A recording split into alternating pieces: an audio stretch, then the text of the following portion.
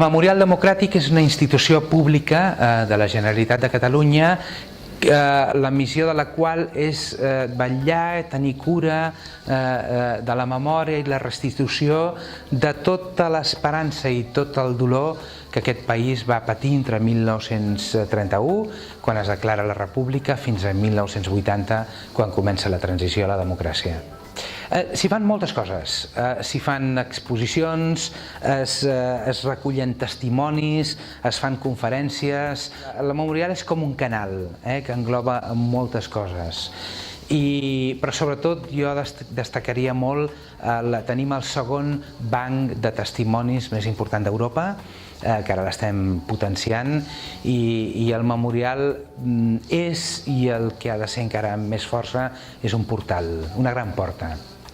Estem en un espai, en un edifici relativament nou, que hi ha a l'Eixamfrà, entre el carrer dels Àngels i el carrer Peu de la Creu, i és un espai que prèviament a nosaltres hi havia hagut a edicions 62. És molt important estar al Raval, al Memorial Democràtic.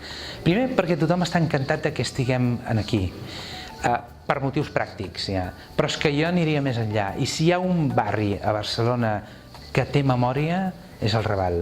És a dir, el Raval és el món.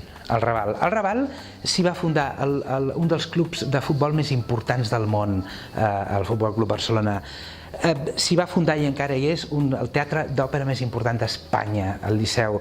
El Raval, cosa que la gent no coneix, al carrer Tallers, es va establir la primera fàbrica on màquines de vapor movien les màquines a tot Espanya. I el Raval és on es va descobrir la intel·ligència. El Ramon y Cajal, aquí, en aquest barri, va descobrir la neurona.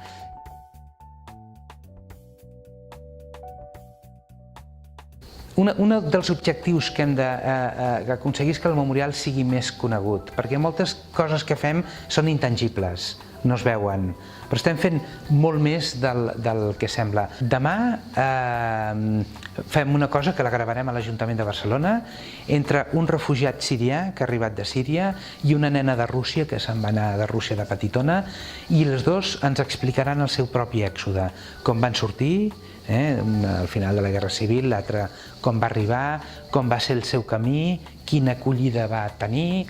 Estem reflexionant sobre què vol dir ser neutral avui en dia, sobre èxodes, sobre guerres. Sortim al carrer, què trobem? Gent de tot el món.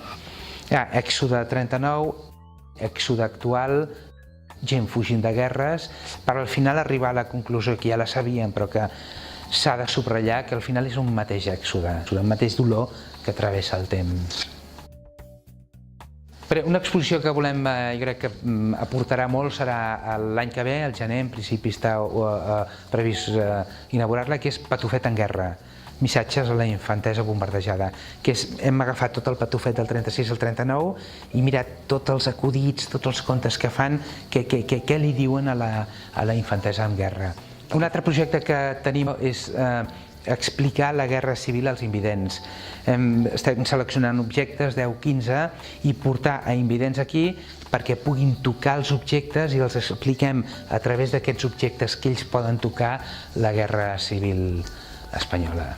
Hem de treballar perquè el que som i el que portem encara estigui més vinculat en el barri. Si hi ha un barri a Barcelona que té vida, és el Raval. Si hi ha un lloc que hem de ser-hi, és aquí.